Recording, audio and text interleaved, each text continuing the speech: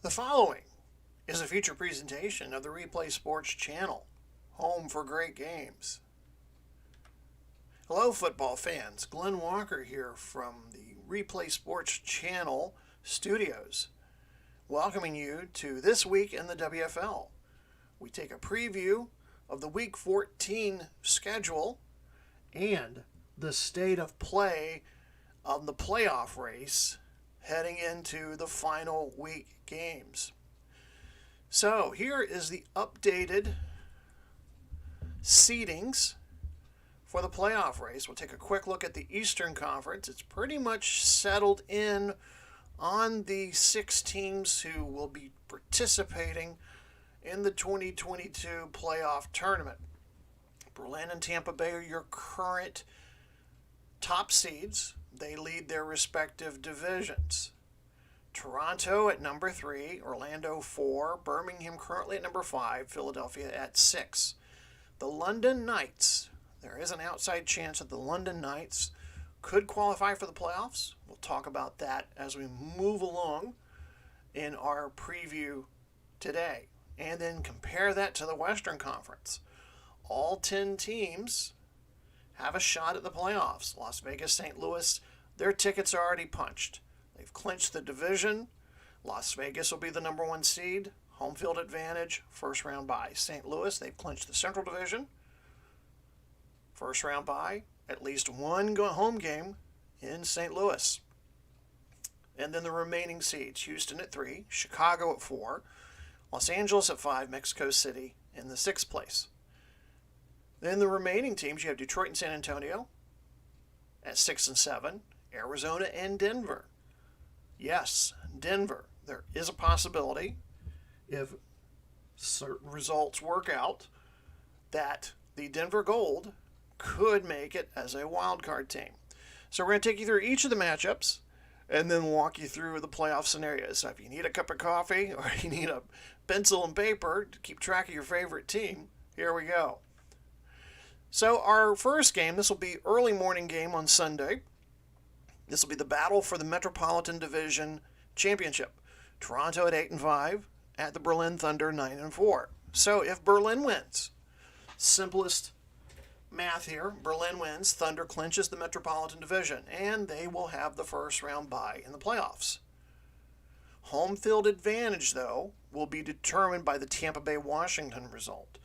There is a way Tampa Bay could earn the number 1 seed. We'll talk about that in a moment.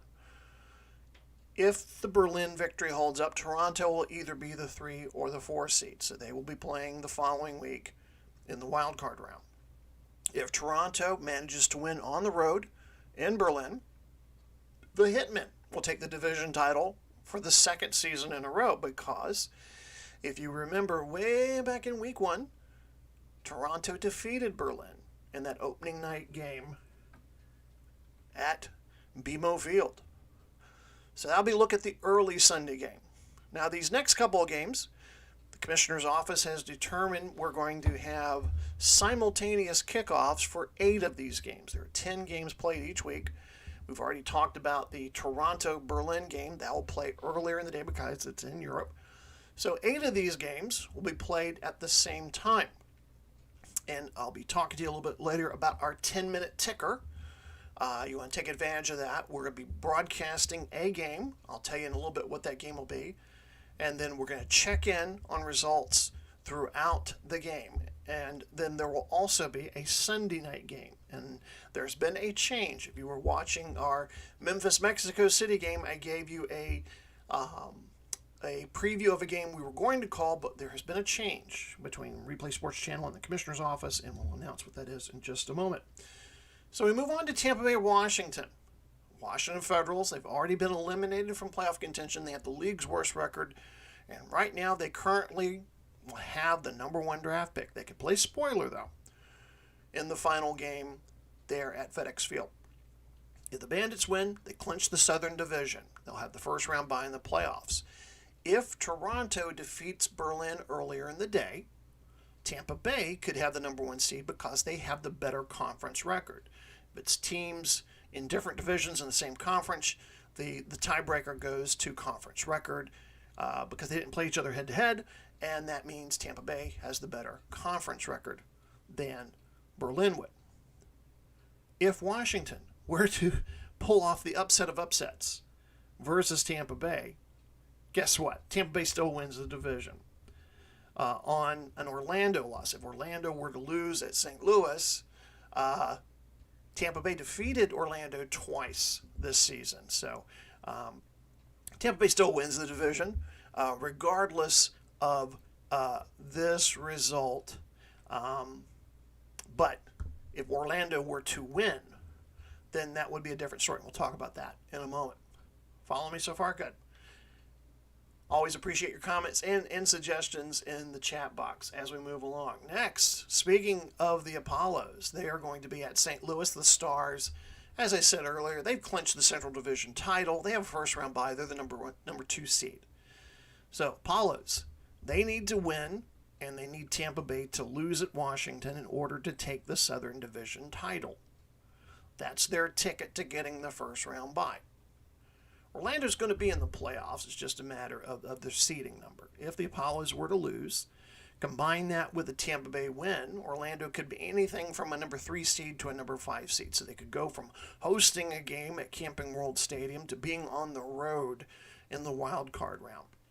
And as we said, even if Tampa Bay loses, Tampa Bay still wins the division on the head-to-head tiebreaker system. Our next game, this is an interesting one. Birmingham at Memphis. Regardless of this contest, win or loss, Birmingham's locked into the 5 seed, depending on what happens in Orlando. So Birmingham, they're sitting pretty much at 5. They're going to make the playoffs, and they'll be on the road. Memphis, because of that loss last week at Mexico City, they have been eliminated from playoff contention. That's the easy one. Get that out of the way. New York at Philadelphia. This is an interesting one. New York has been eliminated from playoff contention. They're not. They're basically playing for pride, and that's it in the Metropolitan Division. So easy math here. If the Bell wins, Philadelphia holds on to that number 6 and final playoff spot in the East. They'll be the wild card. If the Bell were to lose and London defeat the Outlaws out in Las Vegas, Philadelphia would be eliminated from the playoff race, and London takes that 6th spot. Then if the Bell were to lose and London loses, Philadelphia holds on to the number 6 spot. So Philadelphia clinging to that last playoff spot. That will definitely be a game we'll want to check in on using the 10-minute ticker.